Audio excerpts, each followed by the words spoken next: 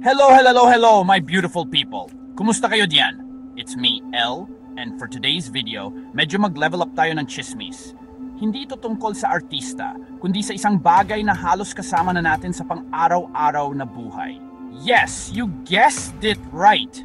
Yung malamig at masarap na inumin na laging trend sa handaan, sa merienda, o kahit pag-uhaw na uhaw ka lang. Alam mo ba na ang Coca-Cola na iniinom natin halos araw-araw, may mga sikreto at madidilim na kwento sa likod ng success nila? Tara, pag-usapan natin ang mga nakakagulat at minsan nakakatakot na facts tungkol sa Coke. Get ready mga kachika, kasi this is not your ordinary history lesson. This is the tea, the real tea, na hindi nyo basta-basta makita sa mga commercials nila. Akala nyo open happiness lang? Well, today, we're going to open the vault of secrets.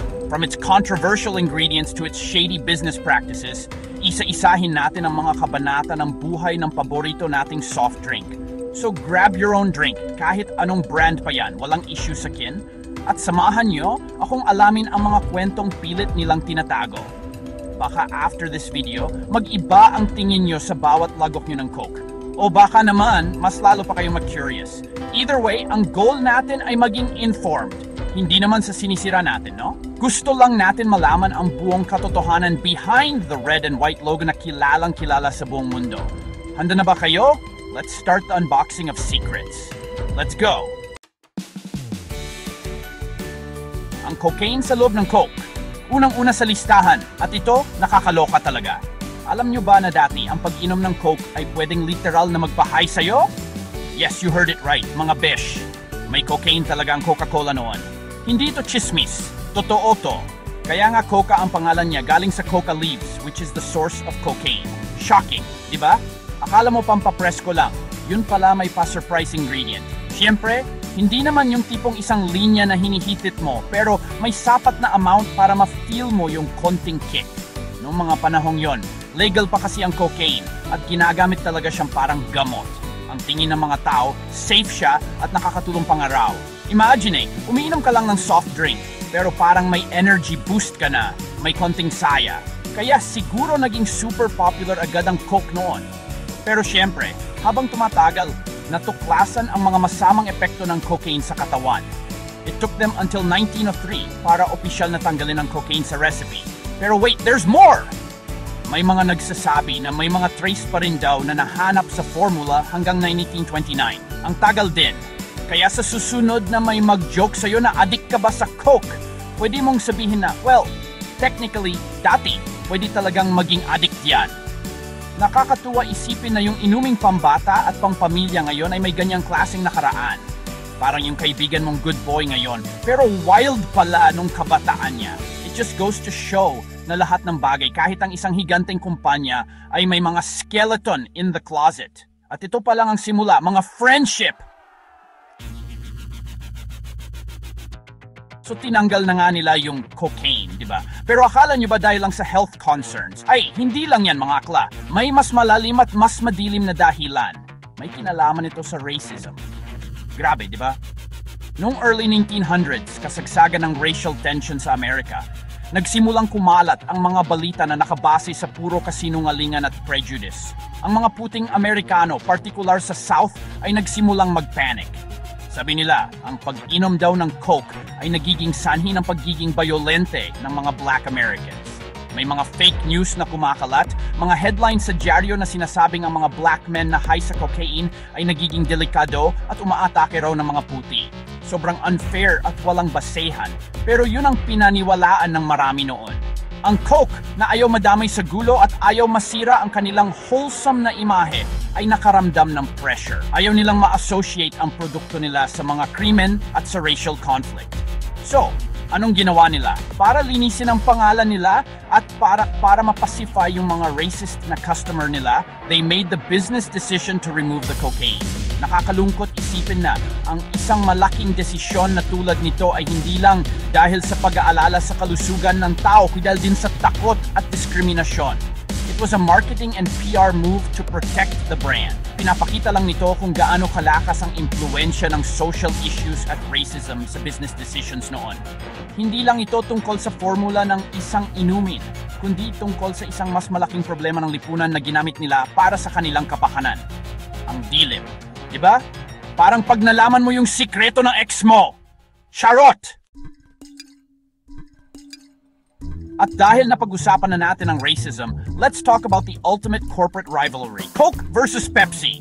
Ang awayang ito ay hindi lang sa lasa o sa presyo, kundi pati na rin sa lahi. Grabe! Noong mga panahong yon, ang Coca-Cola ay very much marketed towards white Americans. Sila ang bida sa ads, sila ang target market. Halos hindi ka makakakita ng representation ng ibang lahi sa kanilang marketing.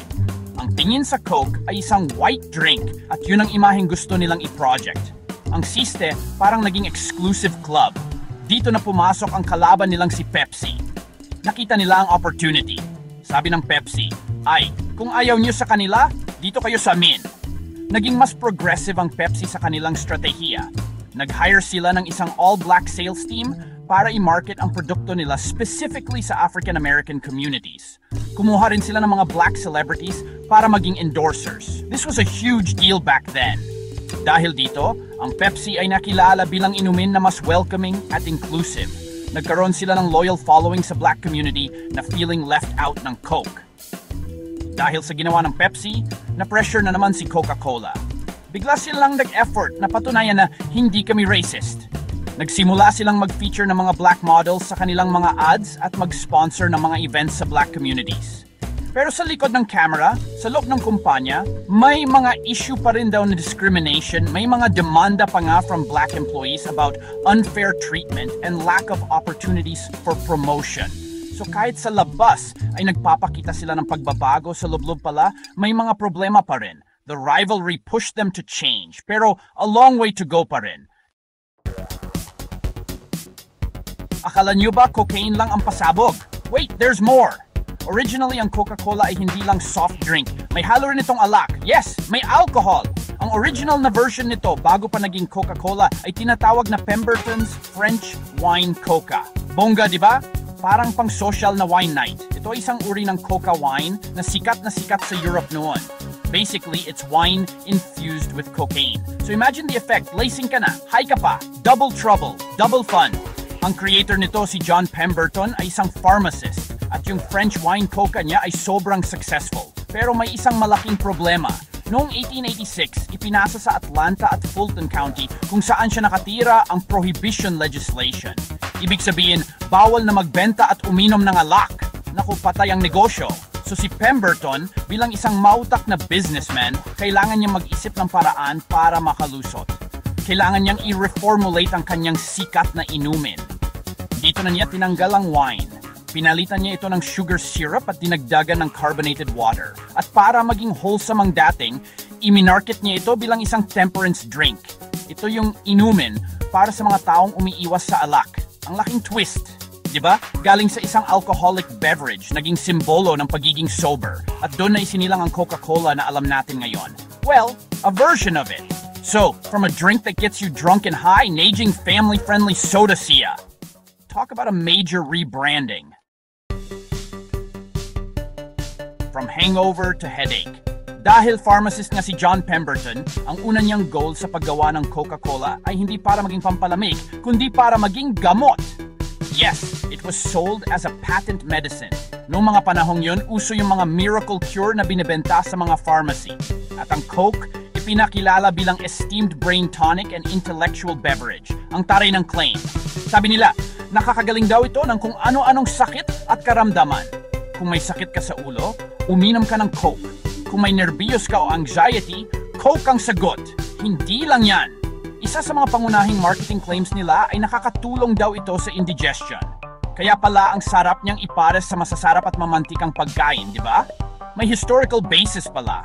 Pero ang pinaka-wild na claim ni Pemberton ay ang Coca-Cola raw ay isang lunas para sa morphine addiction. Ito ay sobrang personal sa kanya dahil si Pemberton mismo ay isang morphine addict. Naging dependent siya sa gamot na ito pagkatapos niyang masugatan sa Civil War. So, in a way, he was trying to cure himself with his own invention. Nakakalungkot isipin na while he was promoting Coke as a cure for addiction, he himself remained addicted to morphine until his death. At ang inumin na ginawa niya na may cocaine ay posibleng nakadagdag pa sa problema ng addiction ng ibang tao. So, itong gamot na ito ay may dalawang mukha, isa na nangangakong magpagaling at isa na posibleng nagdudulot ng panibagong problema. It's a classic example of a double-edged sword. From a supposed cure-all, naging isa na lang siyang inumin na masarap, pero yung history niya as a medicine, mananatili yan. Ang kwento kung paano napunta sa isang tao ang buong Coca-Cola Company ay parang isang teleserye na puno ng intriga at traiduran. Ang creator, si John Pemberton, ay namatay noong 1888 na halos walang pera at adik pa rin sa morphine. Bago siya mamatay, sinubukan niyang ibenta ang mga parte ng kanyang kumpanya sa iba't ibang tao para lang may maiwan sa pamilya niya. Ang gulo, di ba? Parang nagbebenta ng hiwa-hiwalay na parte ng isang manok. Isa sa mga nakabili ng share ay ang isang businessman na nagngangalang Asa Candler. Si Candler, na naging business partner ni Pemberton, ay may malaking ambisyon. Gusto niyang solohin ang Coca-Cola. So pagkatapos mamatay ni Pemberton, unti-unti niyang binili ang lahat ng shares mula sa ibang mga may-ari, pati na sa pamilya ni Pemberton. Ang anak ni Pemberton na si Charlie, ayaw sanang ibenta ang pangalan ng tatay niya. Pero sa huli, napilitan din siyang ibenta ang rights kay Candler. Dito nagsimula ang mga haka-haka at chismis. Sinasabi na si Candler ay gumawa ng mga hindi magagandang paraan para masigurong sa kanya lang mapupunta ang lahat. Ang pinaka-shocking na alegasyon, sinasabing sinunog daw ni Asa Candler ang lahat ng original na dokumento at resibo na may kinalaman sa pagbebenta at sa original formula. Bakit? Para burahin ang ebidensya na may ibang mga taong involved at para palitawin na siya at siya lang ang nag-iisang may-ari at nakakaalam ng sikretong sangkap ng Coca-Cola. Although this is a claim that the company denies, it remains a dark chapter in their history. Parang sa pelikula, di ba? Yung kontrabida na gagawin ng lahat para makuha ang gusto niya. Si Candler ang naging dahilan kung bakit naging global brand ang Coke, pero ang paraan niya, questionable. Ito ay isang side ng Coca-Cola na hindi masyadong napag-usapan at medyo heartbreaking. Akala natin, ano ba namang itetest sa isang soft drink, di ba? Lasa lang naman yan. Pero, for many years, ang Coca-Cola Company ay nagsagawa ng animal testing. Yes, ginamit nila ang mga hayop kasama na ang mga chimpanzees at monkeys para sa kanilang mga safety and quality tests. Nakakalungkot isipin na para lang pag-aralan ang epekto ng mga sangkap at ang lasa ng kanilang mga produkto, kailangang magdusa ng mga hayop. Ang mga tests na ito ay ginagawa para malaman kung ang mga artificial sweeteners, food colorings at iba pang ingredients na ginagamit nila sa kanilang mga inumin tulad ng Coke, Fanta at Sprite ay safe para sa mga tao. So, ipapakain nila ito sa mga hayop tapos obserbahan nila kung ano ang mangyayari sa kanila. Maraming animal rights groups, lalo na ang PETA, People for the Ethical Treatment of Animals, ang nagprotesta at nag-campaign ng husto laban sa mga practices na ito. Naglabas sila ng mga ebidensya at footage na nagpapakita ng kalagayan ng mga hayop sa loob ng mga laboratorio.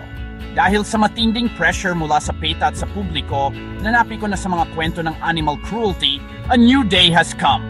Noong 2007, nag-announce ang Coca-Cola na ititigil na nila ang lahat ng animal testing sa kanilang mga produkto. It was a major victory for animal rights advocates. Pinapakita nito na kapag ang mga consumer ay nagsalita at nagkaisa, may kapangyarihan tayong baguhin ang mga pulisya ng kahit gaano kalaking kumpanya.